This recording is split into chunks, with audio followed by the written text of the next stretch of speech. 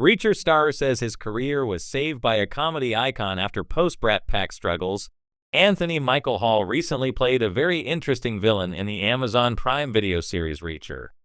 Zachary Beck allowed Hall to show his dramatic range with a strong, yet sober antagonist that was still able to confront the bulky and skilled hero. His role in the show is a big deal for the underrated actor who's mostly associated with John Hughes' teen comedy dramas of the 1980s. Although he never meant to be typecast during that period, it was inevitable. Hall faced some struggles after his teen years were over, and he couldn't play the same characters. Fortunately, one of his peers cared about him enough, and Hall credits him with advice that may have saved his career. A few decades have passed since we saw Hall overcome a few high school stereotypes in The Breakfast Club, but he would end up playing similar characters over and over. Hall was one of the members of the Brat Pack, which also included Rob Lowe, Andrew McCarthy, Judd Nelson, and Molly Ringwald, among others. All of them found themselves being typecast in the years that followed, and some were never able to leave their 80s-style characters behind. Hall did, but it wasn't easy. Per his conversation with People magazine, the actor proudly looks back on that era. He admits that in the following decade, the pop culture movement he had been part of was basically over.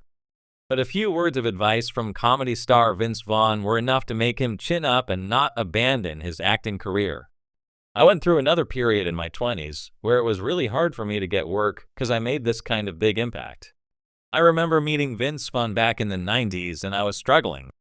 We happened to both be in Vegas at the Hard Rock Hotel, and I looked up to Vince.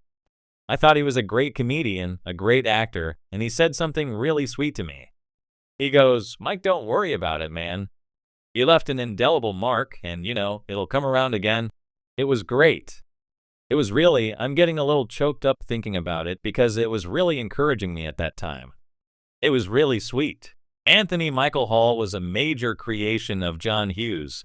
Playing Beck in Reacher will surely be a worthy addition to his resume, and hopefully he will get the chance to play characters that allow him to keep drifting away from whatever stereotype people see in him. He doesn't need more roles to prove to the industry that he's one of the best performers of the Brat Pack, and he seems eager to stay out of retirement. For many people, he will always be Rusty Griswold, Brian Johnson, Gary Wallace, and the geek in 16 Candles. Though he had an issue with being typecast, Hall is also aware that it was John Hughes who put him out there as a young actor who would eventually show the world he could also be an adult star. Hall told People, "He was such a beautiful guy. He took me under his wing. He just felt like a big brother. I loved him, he loved me. I just love him so much, and I miss him. But the truth is, I feel this sort of intrinsic bond to him, both personally and professionally all these years later. I have over 100 credits, or whatever the hell it is, and I'm just grateful for the whole journey. It's amazing when I reflect on all these things. It's not every day you hear a story of redemption so improbable it feels like a screenplay. But for Reacher star Alan Ritchson, real life has been just as dramatic, twist-laden, and uplifting as anything streaming on Prime. In a candid new interview, the actor opened up about how his career hit rock bottom after early fame, and how an unexpected helping hand from a beloved comedy icon gave him a second shot at Hollywood glory. "I was done. I mean, really done," Ritchson admitted, speaking from the Toronto set of Reacher's third season. "I had reached that point where you're not just wondering if you're good enough, you're wondering if there's even a place for you anymore." To fans of his current tough-as-nails persona as Jack Reacher, the idea of Ritchson in doubt seems out of place.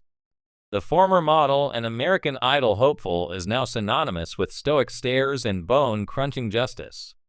But rewind the clock 15 years, and the story was very different. Following early appearances in Smallville and a stint as Thad Castle in the cult comedy Blue Mountain State, Ritchson's path seemed destined for stardom. He had the looks, the charm, and just enough chaotic energy to stand out in a sea of aspiring actors. But as the Brat Pack style fame faded and his niche narrowed, Hollywood became an icy place. "I got typecast," he explained. "It was like, we've already got one of you. I couldn't book the serious roles, and the goofy stuff started drying up. I wasn't the new kid anymore. I was the guy who hadn't quite made it." By the mid-2010s, Ritchson found himself stuck in what he calls the Hollywood holding pattern, perpetually auditioning, occasionally landing gigs, but never breaking through. And then came the spiral, financial stress, self-doubt, and the creeping fear that his window had closed. Enter Will Ferrell. Yes, that Will Ferrell, the larger-than-life funny man known for Anchorman, Step Brothers, and a career built on absurd brilliance.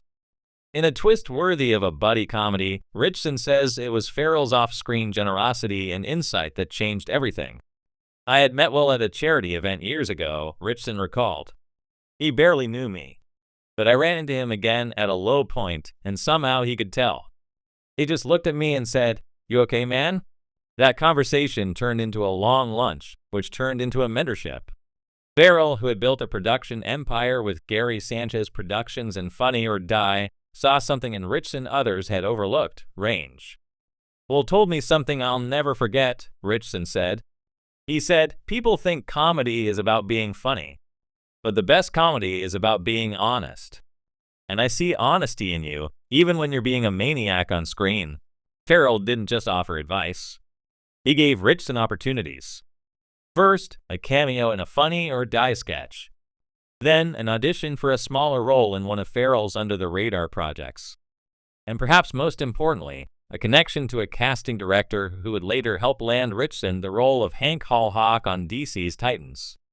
That was the crack in the dam, Ritchson said. It wasn't about going viral or becoming an overnight success. It was about someone believing in me when I couldn't believe in myself. The shift in momentum was slow, but steady. Titans gave Ritchson a platform to show he could balance action with vulnerability. His self-funded film projects taught him how to write, direct, and manage a set.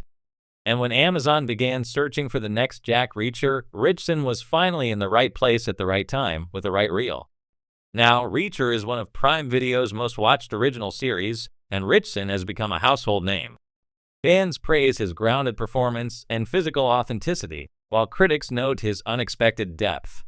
He's not just playing Reacher, one reviewer wrote. He is Reacher. But Ritchson hasn't forgotten the comedy roots that kept him afloat. "I still text Will every now and then just to say thanks," he said. "He probably thinks I'm being overly sentimental. But the truth is, he saved my career. Not by giving me a starring role, but by reminding me who I was. He even hints at a potential collaboration in the future. We've talked about doing something totally weird together," he said with a grin. "Maybe Reacher goes undercover in a clown college. Who knows?" While a Ferrell-Ritchson comedy-action hybrid might sound far-fetched, Hollywood has stranger pairings. And if Ritchson's story proves anything, it's that careers aren't straight lines, they're roller coasters. Sometimes you need a good laugh to get back on track.